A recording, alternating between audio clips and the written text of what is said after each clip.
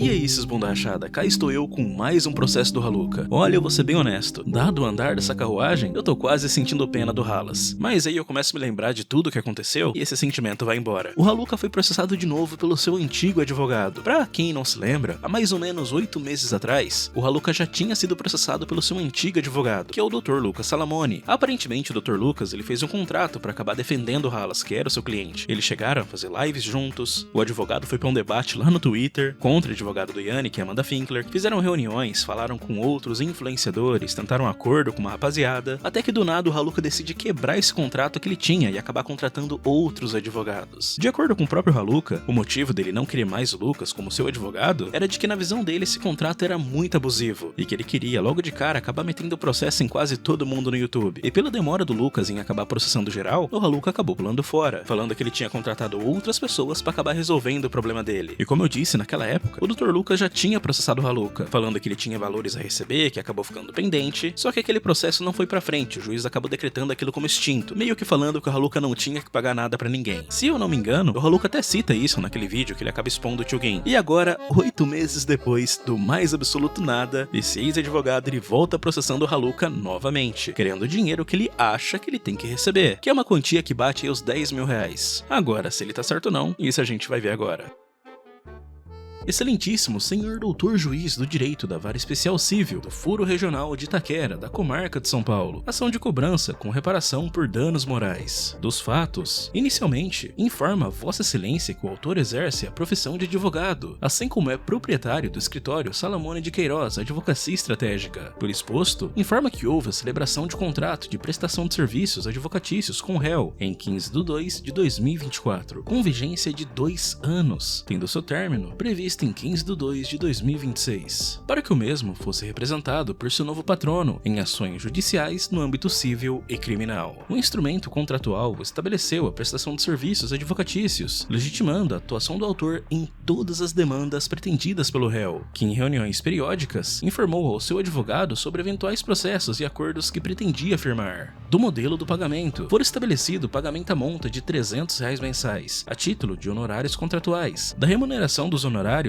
o contratante pagará ao contratado, em remuneração de seus serviços contratados, o valor equivalente a R$300 mensais, com vencimento do dia 10 de cada mês, sendo que o mês de fevereiro já foi quitado. Para além das prestações mensais, foi estabelecido que em caso de ajuizamento de ações cíveis que visassem indenizações pecuniárias, o advogado seria remunerado em 70% desses provimentos, conforme o trecho a seguir. Nas ações judiciais, onde existirem indenizações, não importando a natureza, o advogado terá participação de 70% e o cliente 30%. Em seguida, for estabelecida uma cláusula de participação nos resultados provenientes das atividades exercidas pelo réu, que exerce atividade econômica no ramo de produção de conteúdos digitais, recebendo remunerações diversas através de parcerias de publicidade, por visualizações fixadas pelas plataformas digitais como YouTube, TikTok e demais. Nesse sentido, ficou estabelecido que todo faturamento mensal superior a R$3 mil seria devidamente explanado em prestações de conta ao autor, que receberia 10% do valor, sempre que superado o piso estabelecido, preservando assim o direito de subsistência do réu em proveito dos frutos do seu próprio labor, conforme o trecho a seguir. Ao atingir o faturamento superior a R$3 mil,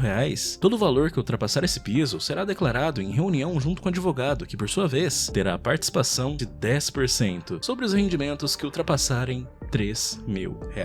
Tá, eu tenho que pausar aqui porque, de novo, eu não entendo muito dos contratos que as pessoas fazem com seus advogados, mas assim, se caso o Haluka vencesse, e acabasse ganhando algumas indenizações, o advogado acaba ficando com 70% desse valor e o cliente apenas 30%, e o Haluka ainda tem que pagar 10% pro advogado de tudo que ele fizer, caso ele receba mais de R$3 mil mensais. Assim, de novo, eu não entendo muito, mas eu acho que esse era um contrato um tanto quanto abusivo. Eu também não posso chegar aqui e falar que isso estava errado, já que ambos sentaram numa mesa, eles acabaram conversando ou entraram em call para se resolver, o advogado fez a proposta e ela foi aceita pelo Haluka. Então assim, por mais que eu ache que é um contrato muito salgado, o Haluka ainda acabou aceitando isso daqui. Então sei lá, eu acho que a pessoa ela perde o direito de reclamar, já que ela acabou aceitando essas condições. A fim de prevenir eventuais questionamentos ou acusações referentes ao modelo contratual adotado, as partes estabeleceram ainda os termos de que o advogado custearia toda a produção processual inicial, tornando possível o ingresso com as ações pelas taxas taxas judiciárias, financiamento da equipe técnica empenhada aos serviços prestados e demais eventuais despesas, conforme a cláusula a seguir. Tal formato se fez necessário, vez que o advogado contratado irá custear com os valores iniciais do processo, aguardando a finalização destes para receber o ressarcimento e os honorários referente à vitória das causas. E novamente aqui eu tenho que dar uma colherzinha de chá. Por mais que esse contrato ele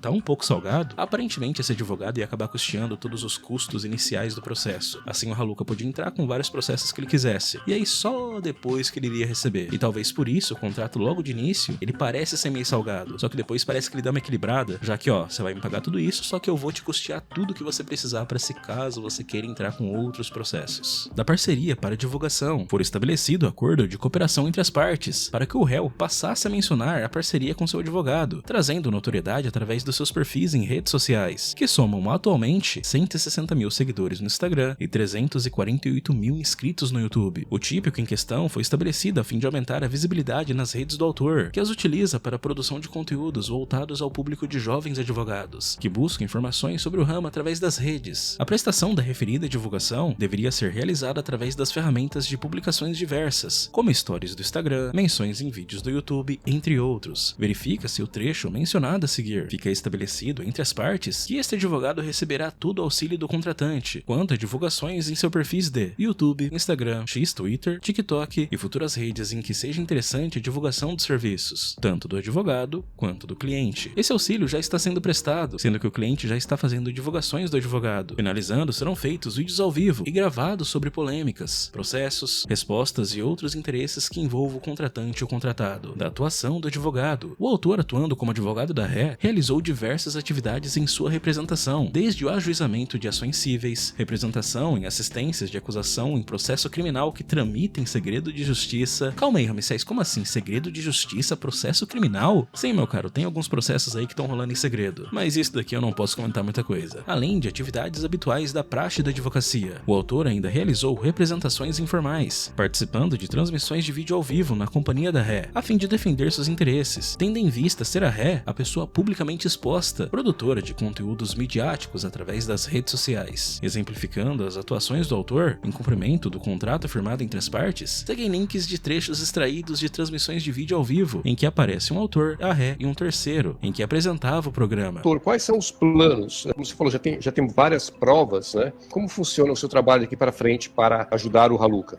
Guido, pode chamar de Lucas, por favor.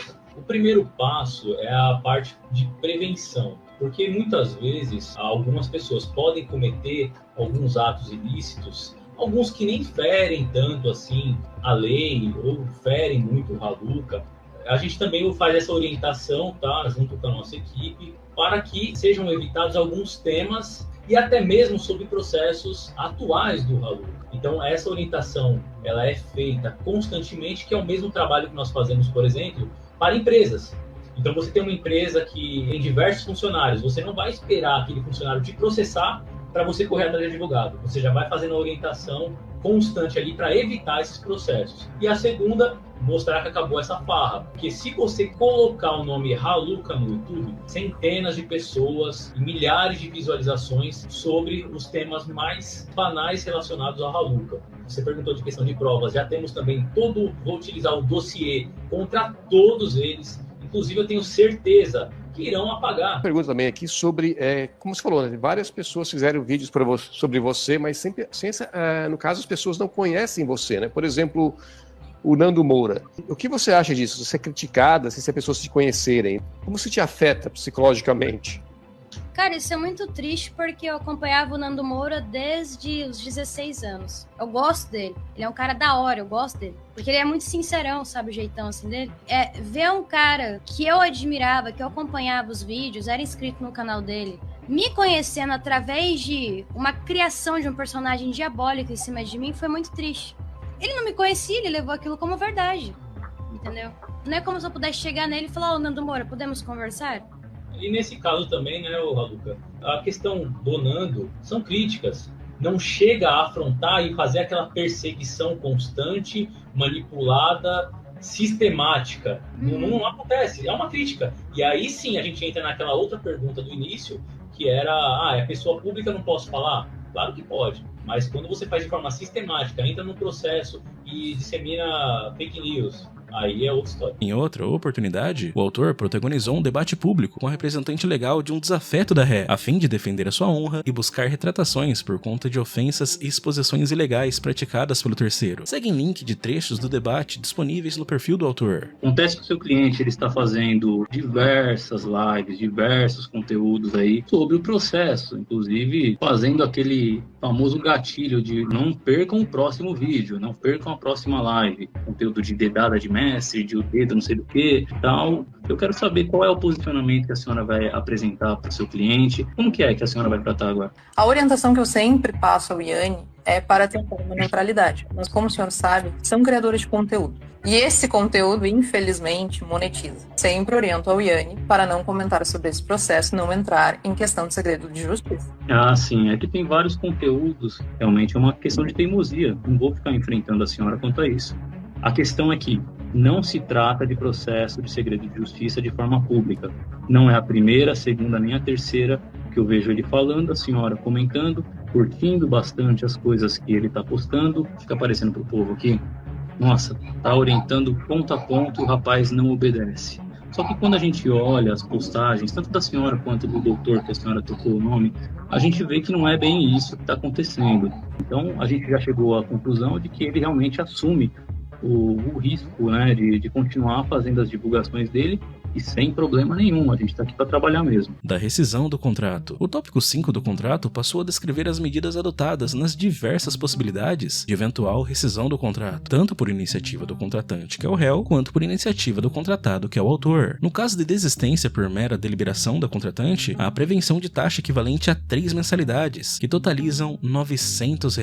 Em caso de rescisão antecedente à medida de vigência contratual, insta a salientar que a cláusula 8 estabelece que, havendo desistência injustificada das ações, assim como a cassação de seu mandato, seriam devidos os honorários contratuais em sua integridade ao advogado, condicionando o encerramento do contrato ao pagamento. Ato contínuo estabeleceu que, em caso de má-fé por parte do contratante, o contratado poderá rescindir o contrato unilateralmente, também exigindo o pagamento dos honorários rescindidos em sua integralidade, do descumprimento do contrato. Estando evidentes os termos em que estabeleceu a relação contratual entre as partes, vale ressaltar que, especificamente, todos os descumprimentos praticados pelo réu que vier a requisitar a rescisão contratual de forma unilateral, sem apresentar justificativas formais, assim como atribuindo novos patronos, esses já habilitados em ações judiciais que anteriormente vinham sendo conduzidas pelo autor. Ramsés, como assim? Eu não entendi. Bem, o ex-advogado do Haluka tá falando aqui que quando houve a rescisão do contrato, já tinha outros advogados que estavam atuando em nome do Haluka, inclusive em ações que inicialmente tinham sido movidas pelo Dr. Lucas. Ou seja, você terminou o contrato, não pagou nada pra mim, e os seus novos advogados estão continuando o serviço que eu comecei, e eu não recebi nada. É basicamente isso daqui. Em 20 de 5 de 2024, o réu encaminhar o termo de revogação anexo, em que, frisa-se, apresenta como justificativa motivo de foro íntimo, omitindo os eventuais fatos que tenha vindo provocar a revogação. O autor, sem orientações claras sobre os possíveis motivos da revogação, exigiu apenas o cumprimento dos termos previstos no contrato de honorários, para que as parcelas vicendidas fossem quitadas, já que não for atribuído nenhum motivo justo para a revogação. O ato contínuo informa que o réu incorreu em outros descumprimentos contratuais, como a não prestação de contas sobre o faturamento mensal, conquistado com trabalho através das redes, conforme prevê na cláusula 1ª, em que seriam explanados os resultados obtidos em reuniões periódicas, a referida prestação de contas que nunca ocorreu, sendo que o réu se manteve em omissão durante toda a vigência do contrato. Frisa-se a importância de atribuir a condenação do réu em danos morais, causados pelo descumprimento da cláusula, que estabeleceu a referida prestação de contas, que por sua omissão causou prejuízos ao autor, sem que o mesmo pudesse ao menos auditar as suas movimentações. Ramsés, como assim? O que ele tá dizendo aí? Bem, o ex-advogado do Haluka tá falando que o Haluka nunca prestou conta com ele, naqueles 10% que ele tinha que pagar, enfim, e que o Haluka acabou se mantendo omisso, não prestando contas com ele. E desse jeito, o Lucas Salamone, ele nunca conseguiu auditar as movimentações, então ele não sabe se ele tinha valor ou não a receber. Presume-se, com base na média de faturamento alcançada através das redes, principalmente com a AdSense do YouTube, que o autor faz jus ao recebimento da quantia de R$5.000 a título de participação nos resultados não apresentados, gerando o descumprimento da cláusula contratual que prevê a prestação de contas periódica, tendo em vista a recuperação de conta no Instagram intitulada por Raluca Granola, que conta com aproximadamente 155 mil seguidores, proporcionando a possibilidade de parcerias comerciais e contratos de publicidade ao réu. Frisa-se que o autor foi responsável pela sua reativação da conta conforme a seguir. E bem, se você não sabe, foi esse advogado aqui que acabou recuperando a conta antiga do Raluca que tinha caído durante a treta. Por fim, insta salientar que o encerramento do contrato foi acumulado por atitude de má-fé do réu, que, ciente do descumprimento de diversas cláusulas, deixou-se de comunicar com o autor, mesmo ciente do risco do ajuizamento da presente ação. Pelos fatos expostos, entende-se que, por aplicável, os termos previstos às cláusulas 8 e 9, que determinam a rescisão unilateral do contrato, sendo devidos os honorários pendentes à sua integralidade, totalizam R$4.800, equivalentes a 16 parcelas mensais, assim como a arbitração dos honorários de sucumbência, em face da parte vencida de 20% do valor da causa. O valor discriminado, por ser objeto de contrato de honorários com valores objetificamente descritos, é apto à execução por caracterizar o título extrajudicial. Por essa razão, será objeto de pleito em ação apartada, de natureza diversa da presente. E finalmente, o último tópico, que é os pedidos. Pelos fatos fundamentados anteriormente expostos, requer o autor a intimação da ré para que, querendo, apresente a contestação apresente,